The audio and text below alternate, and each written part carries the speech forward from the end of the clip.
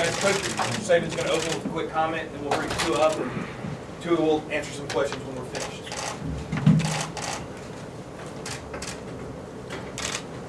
I want everybody to know how proud we are to be up here with Tua today, and certainly thank you all for coming, showing interest in Tua and, our program here at Alabama.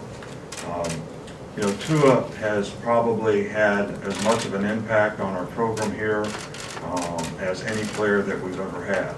And I'm not just talking about as a football player. He's got great character, he's a great leader, he's done a wonderful job in the classroom. There's a spirit about him that has impacted myself and everybody around him in a very, very positive way. He's had great accomplishments on the field, but you probably don't really fully understand the significance of the contributions that he's made off the field with his teammates and the people who are around him every day. An unbelievable positive spirit. He's helped us, continue the streak to 9 of 11 win seasons. He's won a national championship here with his performance. He's won an SEC championship, and he's also helped us to extend the streak of being in the top 10 to 12 seasons. And I don't think his contribution is not appreciated because it's been outstanding. He's on course to graduate. I think he needs like 17 credits or something like that to graduate. I don't think he's ever been in my office one time, the whole time he's been here, for anything but something that's positive in terms of helping him or, helping the rest of our program. I know this has been a very difficult decision for him and his family. Our role in that is not to make a decision, but only to provide all the information that we can, whether it's physical, medical, spiritual, in every way that we can, to help any of our players, make their decision. And I know some of the guys have announced on social media what they're going to do. There'll probably be a couple other announcements forthcoming, but I think it's fitting that a guy that has had such an impact, on our program, on college football, that we have a press conference here today. And with that, I'll turn it over to Tua, and he can announce his decision. Thank you.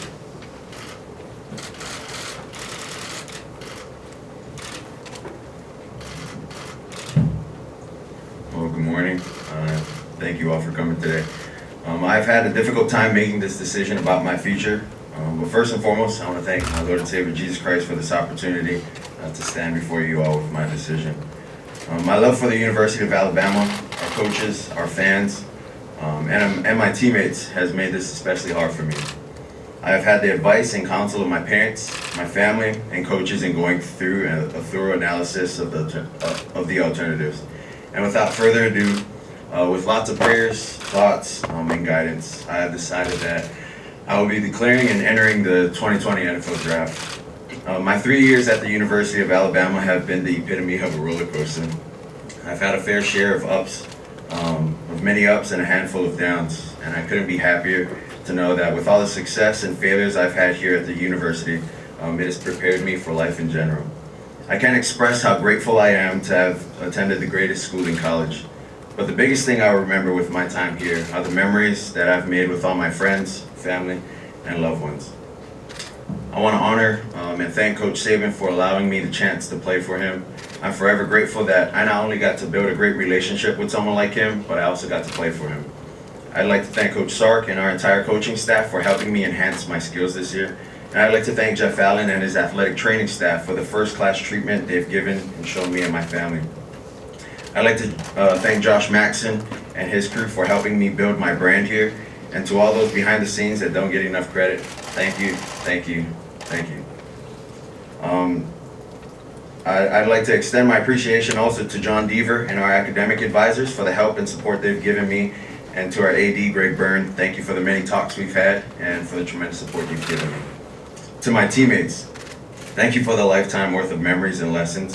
Thank you for the laughs, the love and all the hard work that came with helping me shape me to be who I am today.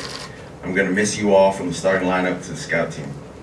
To Bama Nation, I'd just like to thank you all for a tremendous 3 years of support that you've given me and my family, and thank you for taking our family in as your own. To my parents, thank you for giving me everything. Thank you for everything, and thank you guys for instilling everything you had in me, and thank you for your continuous love, support, and especially prayers. I'd like to thank my family and everyone who's been involved in this process. Like I've heard my parents say many times, it takes a village to raise a child, so thank you all. As I wrap things up, there will still be a Tagovailoa here playing football. It's my little brother Talia, and I plan to stay close to the university and always be a part of the Alabama family. So I'd like to leave you all with this from one of my favorite Tim McGraw songs. When you get where you're going, don't forget, turn back around and help the next one in line. Always stay humble and kind. Thank you all so much. God bless you, Roll Tide. Thanks, Tua. At this time, Coach is going to dismiss, and Tua is going to take some questions. Alex is going to run that for you. Raise your hands like we do. First was Cecil back there in the corner. Congratulations, Tua. And what's the next step for you now in terms of rehab, in terms of meeting with teams? Have you thought that out yet? Yeah, well, I'm just focusing on my rehab as far as now, with all the teams, and deciding if I'm going to do anything physically. We'll decide that with our athletic training staff, and then with what the doctors have to say about that. So are you gonna stay here to rehab? Are you gonna stay here to rehab at least for the foreseeable future? Yeah. Yes. Up front here with Chris. Was there one thing that was the deciding factor in this decision? It was just a hard decision all around. Just taking into consideration the pros and cons for both sides of the situation, and, the decision. And I got to see guidance from my family. We prayed a lot about it, and this is a decision that I'm gonna have to live with, and so I made it, and I'm good with it. Over here in the middle with Al. So we went to New York this weekend to kind of get an evaluation. What kind of feedback did you hear from doctors there, and what that kind of tell you about the foreseeable future? Well, I don't think any of the doctors can tell, the foreseeable future. None of the guys rehabbing me can tell that. From what they've seen, in New York, everything looks good, but you can't really tell until the 3-month mark or the 4-month mark, So that's the gauge on that. Over on the left with John. Another feedback question. What did you hear from NFL types, NFL teams, executives, scouts, whatever, about, because it's kind of a unique situation to be in? Yeah, it's a unique situation for sure. With my hip, a lot of the guys, the general managers, the owners that I've got to talk to kind of said the same thing. They kind of look at this injury as like a knee injury almost, although it's not. In a way that, okay, are we going to take a chance on this guy, or would he be able to, possibly do a pro day before the draft and whatnot? And really the biggest thing they want to do is just see that we can, move, and we can just be back to how we were playing prior to the injury. Over on the side with Tony. How much, if at all, did you get to talk to, the fellow juniors in your class, and what did you say to them? Yeah, we all got to talk. A lot of their decisions were based off, whether they played good in this past game or not. But we all pretty much knew what everyone was going to do, kind of prior to the game. But it wasn't set. They don't. A lot of guys in my class, we don't have to share any of that information, But a lot of them have made their decisions pretty clear, up to this point. In the middle with Michael. Now that you're leading, what are your thoughts on the quarterback competition that'll be coming in the fall? Yeah, it'll be good. I'm looking forward to it. They got another guy coming in, Bryce Young. He looked really good at his All-American game. If you love competition, now's the best time for it. For Matt Jones, for my little brother, and for that Bryce Young, the incoming freshman. Where was Sheldon? Tua, you talked about the decision and the announcement, but now this is where you motivate, you challenge yourself, you test your heart. How gratifying is it now to be on your shoulders to make or break the next step? Well, these kind of things don't really take the doctors, they don't really take myself. It pretty much boils down to one thing, and I think that's faith. It boils down to that. And coming from a family that has a lot of it, I'm definitely willing to take that challenge. In the back here with Chase. Tua, was the supplemental draft in the summer part of your consideration process? No, it wasn't. If that was part of my process, I probably would have just said I was going to stay here at the University of Alabama. So it wasn't really a thought. In the middle here with Joe. Tua, first off, congratulations on the incredible career. Could you explain more how faith went into this decision that you decided to make? Yeah, well, we seek guidance from, a good amount of pastors. My dad is really good friends with Pastor Chris, Church of the Highlands. I got to seek counsel from, our pastors back home, and then also Pastor Perry Stone. So, they pretty much all had the same thing, follow your heart. And then they also had, stories to kind of align with what they were trying to share with me too. So. In the back here with Ryan. You mentioned talking to NFL general managers. Do you have an estimate how many you spoke with? Probably too many. There's a good amount, So. Anyone else have any questions? In the middle here with Alex. You mentioned about how difficult this decision was. Just how late in this process were you kind of going back and forth? And was there like a day, whether it was last Friday after the doctor visit or what, that you decided you made this decision final? Yeah, it was a really hard decision. Going through my rehab and then, with my parents, talking to my parents about it, it's been tough. I have been going back and forth, because,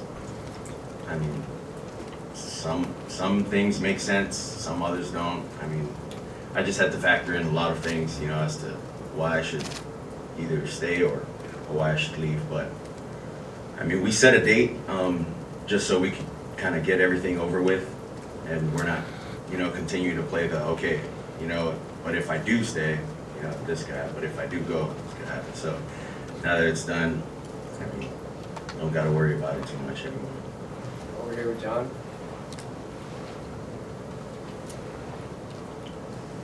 Do you, from everything you've heard and everything you believe, do you feel like you'll be a pretty high first round pick, and would you have gone if you didn't expect that? Yeah, I don't think I can tell you that. I don't think any of the teams can tell you that.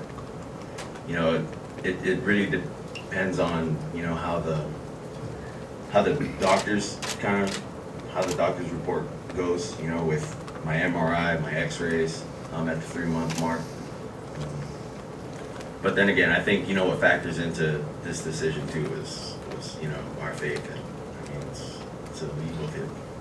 And you follow up, you mentioned this was a roller coaster ride for a young guy from Hawaii to come in and kind of accomplish what you did at Alabama. How would you describe that in just the transition you had culturally, football-wise, everything becoming such a big name? Yeah, well, culturally, it was different, like I said, probably my freshman year and my sophomore year, culturally, they just fry everything over here, so it's different. I'd say it's been a roller coaster because I've got to see the spectrum of both sides, having a lot of success, winning a national championship, losing a national championship, going through adversity, coming back from it, continuing to go through it. So it's just been, a mixture of emotions, but I mean, for me, I think coming to a place like this has helped me, has helped set me up to be in the best position to become successful later in life. All right, two more, Chris Walsh and then Michael. Just to follow up on that, how are you emotionally right now? I mean, are you happy, overwhelmed, scared? Yeah, I don't know how I feel right now. Yeah, I'm content with the decision that I've made. It's more so what's next. That's kind of what I'm thinking of. Like, what's next with this process? All right, Matt, over here. Two quick questions for you. So first of all, how much did you meet with Coach Saban over the course of the last couple of days here? Yeah, I met with him a lot, probably 5 times, within this past week, so it's been pretty good. So based on the updated feedback that you've gotten, are you expecting right now to be ready for the start of football season, be able to play at that point? Are you optimistic about that?